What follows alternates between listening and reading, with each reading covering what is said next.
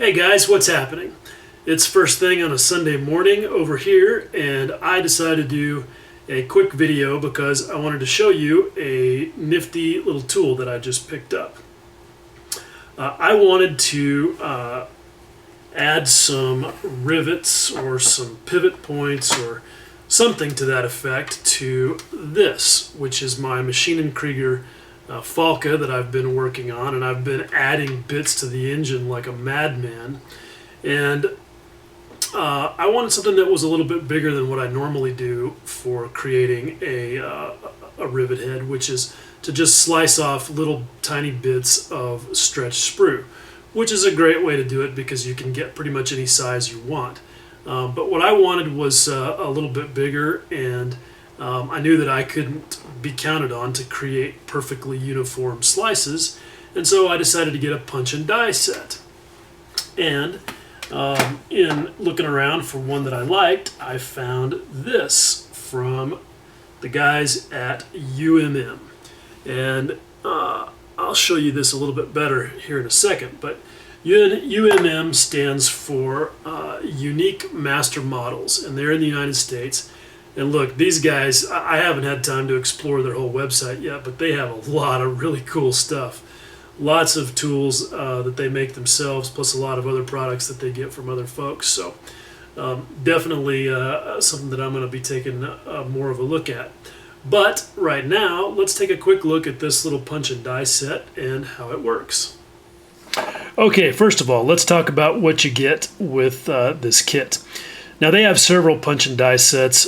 This one is the smallest one, and it offers 6 different sizes, going from 0.6 millimeter all the way around to 1.6 millimeter.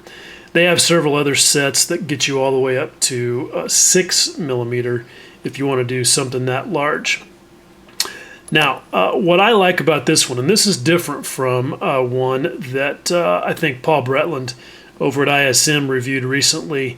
And the thing about that one is that the die was a plexiglass block with a metal plate, which is fine. But the punches themselves had a long, skinny stem for the punch. And the guide holes were the same size as the punch diameter. Now, the problem I have with that is that, especially for me being as clumsy as I am, that with imagine a punch that's that small, sticking out, an inch, I am going to snap that off in short order. And then, that punch becomes useless. So the reason that I bought this one is because I think this is really good design. You've got the full diameter of the tool as the guide, and then the little short punch to just do the actual work of popping out little round pieces of plastic. The other thing that I did not like about the one that Paul reviewed is that it comes with a little tiny mallet. It looks kind of like Thor's hammer, and that's great. I'm sure it works fine, but not for my clumsy hands. And I also want something with a little bit of mass around it. And so the fact that this one didn't come with any kind of a mallet was fine with me, because I knew that I had, yes, the famous orange anvil to use as my thumper. And I will show you how I do that here in just a second. Now, let me show you a little closer why it is that I bought this kit.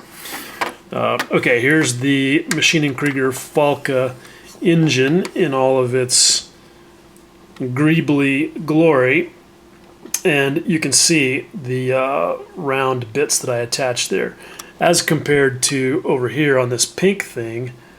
I've got some really tiny little bolt heads that are made of stretched sprue, so you can see why I wanted something that would be a little larger.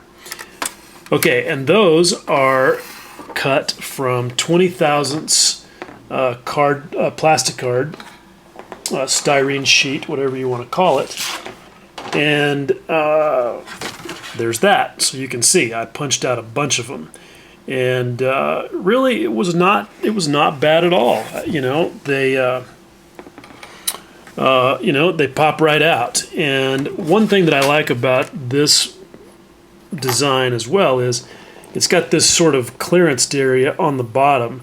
So I was able to just keep knocking those things out without anything clogging up, and that worked really well. So let's just do a quick shot here, and you can see exactly what's going on. Basically, you just slide the cardstock into this annular slot there at the bottom and set your punch, and then I just take the anvil, just give it a quick thump,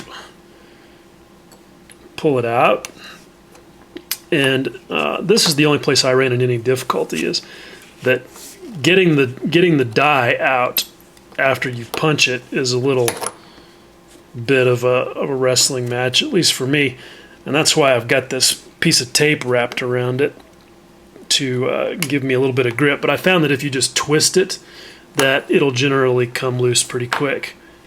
Okay, so you can see it maybe right there. That is the result. A perfect little disc of styrene that you can easily glue onto the location of your choice with some Tamiya Extra Thin.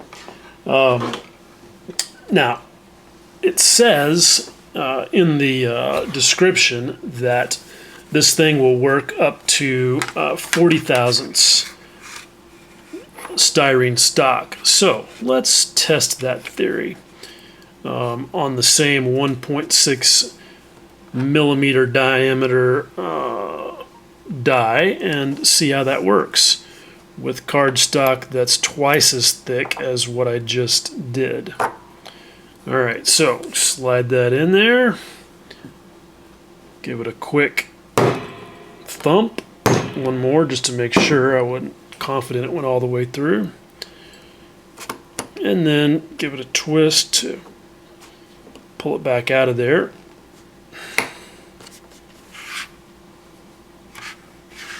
Okay, I'm not going to worry about pulling it back out of there on camera, but there you can see that's the result.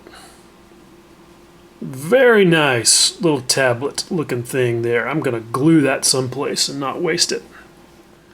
Okay, there you go. That is a quick demo of the Unique Master Models Punch and Die set.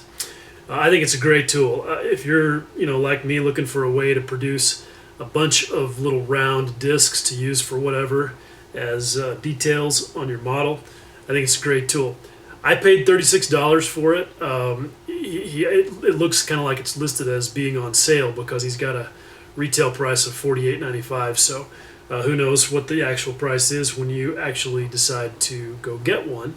But regardless, I think it's a great value and I highly recommend it. All right, thanks for watching, guys. Much love.